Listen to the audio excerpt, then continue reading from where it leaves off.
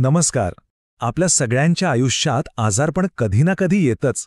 पण प्रत्येक आजार सारखा नसतो नाही का? त्याची कारणं वेगळी असतात, परिणाम वेगळे असतात आणि आपल्या आयुष्यावर होणारा प्रभावही वेगळा असतो. तर आज आपण आजारांचे हे वेगवेगळे प्रकार समजून घेणार आहोत. पण फक्त मेडिकल दृष्टिकोनातून नाही, तर एका व्यापक सामाजिक दृष्टिकोनातून. चला तर मग सुरुवातच एका अगदी मूलभूत प्रश्नाने करूया. एखादा आजार खरंच फक्त शरीरापुरता मर्यादित असतो का?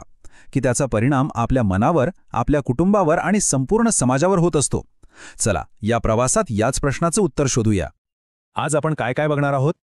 आधी आपण पाहू की आजारांचं वर्गीकरण करण्याची गरजच का आहे. त्यानंतर पसरणारे आणि न पसरणारे रोग म्हणजे काय, कालावधी आणि मूळ स्रोतानुसार आजार कसे ओळखले जातात हे समजून घेऊ. आणि मग शरीर, मन आणि जीवनशैलीचा आरोग्याशी काय संबंध आहे हे बघून शेवटी आरोग्य आणि सामाजिक जबाबदारी या महत्त्वाच्या मुद्द्यावर बोलू. तर मग पहिला आणि सगळ्यात महत्त्वाचा प्रश्न, आजारांचं वर्गीकरण करायचंच कशाला? याचं कारण सोपं आहे. प्रत्येक आजार वेगळा असतो आणि त्याचा व्यक्ती आणि समाजावर होणारा परिणामही वेगळा असतो. त्यामुळे त्याचं वर्गीकरण करणं खूप महत्त्वाचं आहे. यामुळे फक्त योग्य उपचार पद्धती ठरवायला मदत होत नाही, तर त्या आजाराचा सामना करण्यासाठी सामाजिक पातळीवर काय करायला हवं हेही स्पष्ट होतं. आता वर्गीकरणातला एक मोठा आधार म्हणजे आजार पसरतो कसा, यावरूनच रोगांचे दोन मुख्य प्रकार पडतात. यामध्ये पहिला प्रकार येतो संसर्गजन्य रोगांचा, म्हणजे जे सूक्ष्मजीवांमुळे होतात आणि एका व्यक्तीकडून दुसऱ्या व्यक्तीकडे पसरतात. उदाहरणार्थ टीबी. असे आजार रोखण्यासाठी सार्वजनिक आरोग्य उपाययोजनांची गरज असते. आणि ह्याच्या अगदी उलट म्हणजे असंसर्गजन्य रोग, जसं की मधुमेह. हे पसरत नाहीत आणि यांचा संबंध बऱ्याचदा आपल्या जीवनशैलीशी किंवा आनुवंशिकतेशी असतो. यासाठी वैयक्तिक पातळीवर बदल करणं गरजेचं असतं.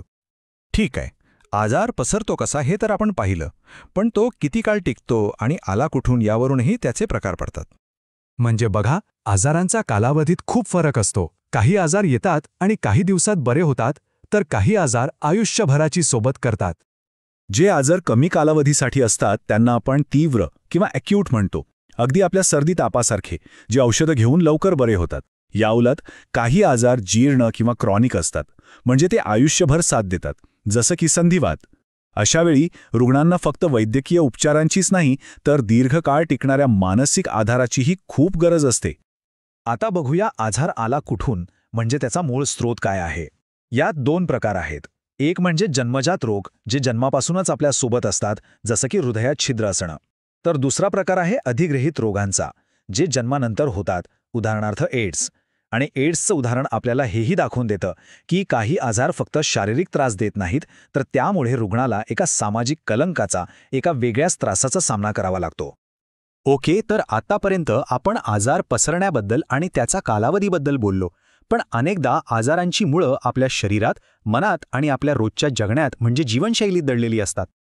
अनेक आजारांचा थेट संबंध आपल्या शरीरातल्या अवयवांशी आणि आपण ज्या वातावरणात राहतो त्याच्याशी असतो. चला तर बघूया हे कसं ते. इथे ना कारणांमध्ये खूप विविधता आहे. पहिले आहेत शारीरिक आजार, म्हणजे जेव्हा शरीरातला एखादा अवयव नीट काम करत नाही, जसं की हार्ट अटॅक. दुसरे आहेत पर्यावरणीय आजार, जे प्रदूषण किंवा आपल्या आजूबाजूच्या परिस्थितीमुळे होतात, जसं की दमा. आणि तिसरे आहेत व्यावसायिक आजार, जे कामाच्या ठिकाणच्या धोक्यांमुळे होतात, उदाहरणार्थ खाण कामगारांना होणारा सिलिकोसिस. पण आरोग्य म्हणजे फक्त शरीर निरोगी असणं नाहीये, बरोबर? आपलं मानसिक स्वास्थ्य, आपलं मन कसं आहे, हे तितकंच किंबहुना त्याहूनही जास्त महत्त्वाचं आहे. नैराश्य किंवा डिप्रेशन म्हणजे काय, तर सततचं दुःख, कमी झालेला आत्मविश्वास आणि आत्महत्येचे विचार येणं. हे खूप गंभीर आहे आणि म्हणूनच अशा व्यक्तींना फक्त औषधांची नाही, तर समुपदेशनाची आणि सगळ्यात महत्त्वाचं म्हणजे एका भक्कम सामाजिक आधाराची गरज असते. आणि आता येतो शेवटचा पण महत्त्वाचा भाग. आपल्या वैयक्तिक सवयी, आपल्या रोजच्या निवडी आणि हो, आपली अनुवंशिकता यांचाही आपल्या आरोग्यावर खूप मोठा परिणाम होत असतो. यामध्ये मुख्य 3 प्रकार येतात. पहिले म्हणजे जीवनशैलीमुळे होणारे आजार, जसं की चुकीचा आहार आणि व्यायामाचा अभाव, यातून येणारा लठ्ठपणा. दुसरे आहेत पोषणसंबंधी आजार, जे आहारातून योग्य पोषक तत्व न मिळाल्यामुळे होतात, जसं की ॲनिमिया.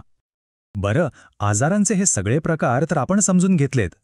पण मग एक मोठा प्रश्न उरतो. एक समाज म्हणून आपली काय भूमिका आहे? आणि इथेच आरोग्य आणि सामाजिक जबाबदारी यांचा संबंध येतो. म्हणजे बघा, आजारांबद्दल माहिती असणं हे फक्त डॉक्टरांचं काम नाहीये, ही आपल्या सगळ्यांची सामाजिक जबाबदारी आहे. कारण कोणताही आजार फक्त रुग्णापुरता मर्यादित नसतो.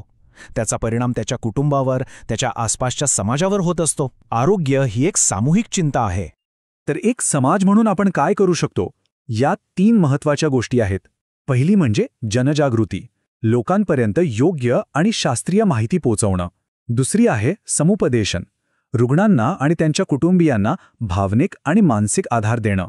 आणि तिसरी, जी खूप महत्त्वाची आहे, ती म्हणजे पुनर्वसन, म्हणजे रुग्णांना आजारपणातून बाहेर आल्यावर समाजात पुन्हा मानाने उभं राहायला मदत करणं. तर मग ही सगळी माहिती मिळाल्यानंतर आरोग्य आणि आजारपणाकडे बघण्याचा आपला दृष्टिकोन खरंच कसा बदलू शकतो? जरा विचार करण्यासारखा प्रश्न आहे, नाही का?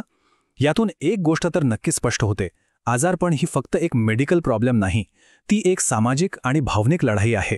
आणि ही लढाई जिंकण्यासाठी सगळ्यांच्या साथी